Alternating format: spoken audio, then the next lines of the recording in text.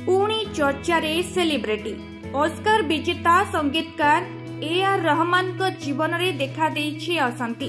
विवाहर 29 वर्ष परे रहमान को पत्नी सायरा बानो अलगा होइछंती। एने मंगलवार तांका वकील एही सूचना दैछंती।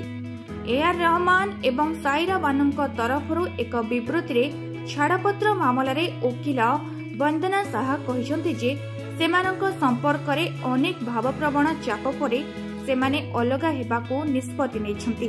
साहा गणमाध्यम को देइतबा विवृत्ति अनुसार विवाहर बहु वर्ष परे सायरा एवं तांको स्वामी ए.आर. रहमान परस्पर ठारू अलगा हेबार कठिन निष्पत्ति नेछंती। सेमानक संपर्क रे अनेक भावनात्मक चाप परे एही निष्पत्ति निया जायछि। सायरा बानु एक गणमाध्यम को देइतबा विवृत्ति रे कहिसंती विवाहर अनेक वर्ष परे मु मो स्वामी ए.आर. रहमान को ठारू अलगा हेबार कठिन निष्पत्ति नेछि।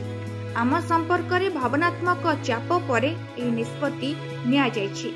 परस्पर प्रति आमर गभीर प्रेम सत्वे आमे जानिबाकू पाइलु जे चाप एवं असुविधा आम मध्यरे एमिति एक खाई सृष्टि करिछि जाहाको वर्तमान समय कौनसी पक्ष समाधान करने सक्षम नुहे। Social media platform X ray एक पोस्ट माध्यम रे रहमान निज दुख कहते। से लिखिछंती आमे आशा करिथिलु जे आमे 30 वर्ष पूर्ण करिवु, किंतु लागुछि जे सब जिनिसर एक अदृश्य अंत थाए। भगवान का सिंहासन मध्य भंगा हृदयर भार रे धरि पारे। तथापि एही विच्छिन्न जीवनर किछि अर्थ अछि। जदिओ भांगी जाइथिबा खंडगुड़िक पुनर्बार सेमानकर स्थान खोजंती नाही, तेबे आमे आमर बंधुगण एभली एक समय दे गला बेले आमर गोपनीयता को सम्मान देइथिबारु आपण मानकु धन्यवाद। ब्यूरो रिपोर्ट कर्तव्य न्यूज।